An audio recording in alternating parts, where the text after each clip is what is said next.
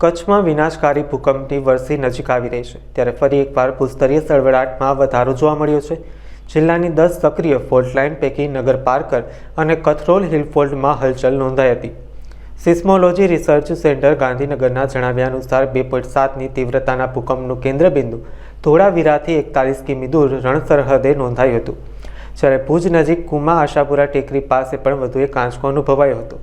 નિષ્ણાંતોના મતે કથરોલ હિલ ફોલ્ટમાં ભૂતકાળમાં મોટા ભૂકંપ આવી ચૂક્યા છે, ત્યારે આ સળવળાટ હવે સંશોધનનો વિષય બન્યો છે. આ ઉપરાંત સૌરાષ્ટ્ર ફોલ્ટમાં અરબી સમુદ્રમાં પણ 2.7ની તીવ્રતાનું કંપન નોંધાતા તંત્ર સાબદું થયું છે. નમસ્કાર, મારું નામ ડૉક્ટર ગૌરવ ચૌહાણ.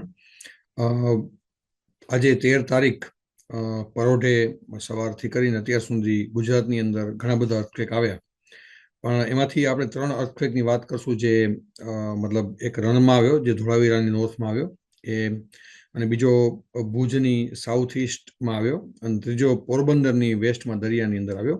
તો એના વિશે આપણે ચર્ચા કરશું કે એ જે ભૂકંપ આવ્યો એ કયા ફોલ્ટને અલંગ આવ્યો અને એમાં શું મતલબ આપણે નવી વાત જાણવા મળે છે. તો હું મારી સ્ક્રીન શેર કરું છું. પહેલી સ્લાઇડમાં આપણે જોશું કે કેવી રીતે આપણે ભૂકંપના લોકેશન દેખાય છે. તો આપણે આ સ્લાઇડ ઉપર ગુજરાતનો મેપ દેખાય છે, જેની અંદર આપણે ક્લિયર કટ જોઈ શકીએ છીએ કે 3 સ્ટાર છે આ મેપની અંદર, જેની અંદર આ સૌરાષ્ટ્રની સૌથી પહેલાં વાત કરીએ.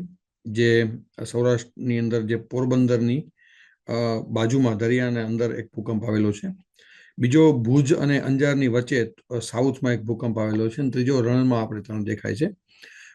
Institute of seismological research Gandhinagar, જે ભારતનું એકમાત્ર ઇન્સ્ટિટ્યૂટ છે જે ભૂકંપ ઉપર ભૂકંપ ઉપર બહુ સારું એવું ડેપ્થમાં રિસર્ચ કરે છે, ખાસ કરીને કચ્છ, ગુજરાત અને હિમાલયન અર્થક્વેક ઉપર.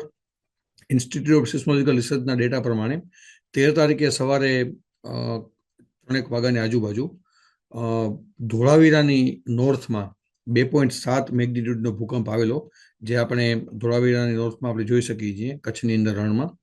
આ જે ભૂકંપ આવેલો એ નગર પારકર ફોલ્ટ ઉપર આવેલો છે.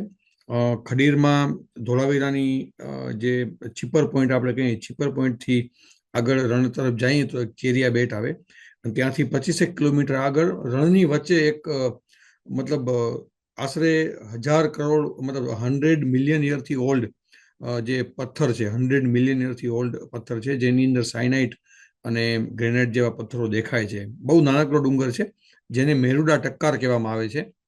અને રણની અંદર એ પથ્થર મળી આવો ઇન્ડિકેશન છે કે અહીંયા કને કોઈ ફોલ્ટ જાય છે, ને ઘણા બધા રિસર્ચે કીધું છે કે ત્યાં નગર પારકર ફોલ્ટ જાય છે.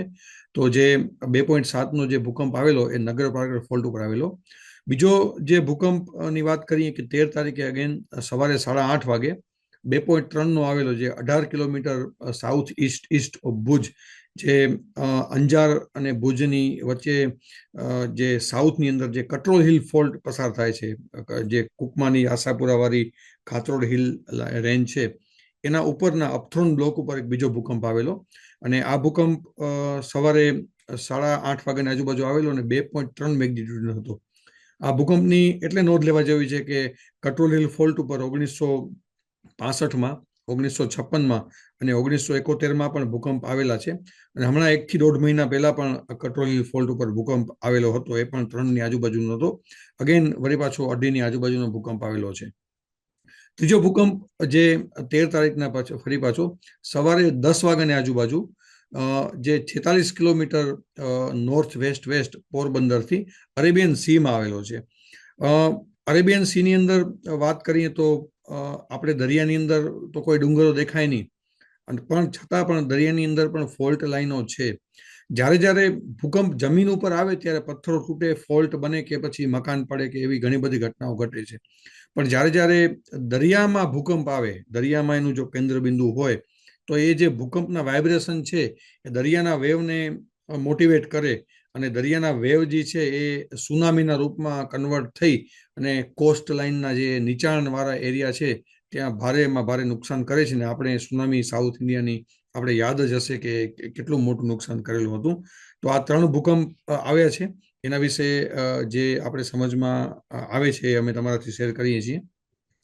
નેક્સ્ટ સ્લાઇડમાં આપણે જોશું તો જે નેક્સ્ટ સ્લાઇડ જે છે, જેની અંદર સૌરાષ્ટ્રનો આ નકશો બતાવવામાં આવે છે કે રિસર્ચ પેપરનો નકશો છે. વેસ્ટ કોસ્ટ ફોલ્ટનું એક્સટેન્શન છે, લાલ જે લાઈન દેખાય છે, અને જે ભૂકંપ આવેલો એ આ વેસ્ટ કોસ્ટ ફોલ્ટ ઉપર આવેલો હતો. તેને ઘણા બધા લિટરેચરમાં સૌરાષ્ટ્ર ફોલ્ટ પણ કહેવામાં આવે છે.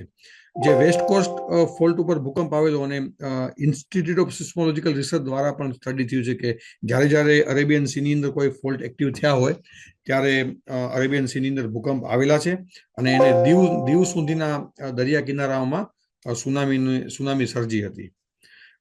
પછી કચ્છનો મેપની વાત કરીએ તો કચ્છની મેપમાં આપણે જોઈ શકીએ છીએ કે કેવી રીતે કટ્રોલ હિલ ફોલ્ટમાં જે ભુજની નજીક જે ભૂકંપ આવેલો, જે અંજાર અર્થક્વેકની આજુબાજુના રીજનમાં આવેલો, એ કટ્રોલ હિલ ફોલ્ટ છે. અને બીજો જે નોર્થ વાગડ ફોલ્ટ છે, જે રણની અંદર નોર્થ વાગડ ફોલ્ટ છે, ત્યાં પણ એ ભૂકંપ જણાવાનો છે. તો અગેન ગુજરાતની અંદર ફરી પાછા જે આંચકાઓ તો ઘણા ચાલુ છે, છેલ્લે તલાલાની અંદર કે ઉપલેટાની આજુબાજુ આવેલા, પણ ફરી પાછા જે વેસ્ટ કોસ્ટ ફોલ્ટ અને કટ્રોલ હિલ ફોલ્ટ અને જે રણની અંદર નગરપાલિકા ફોલ્ટ છે, ત્યાં ફરી પાછી એક્ટિવિટી જોવા મળી છે.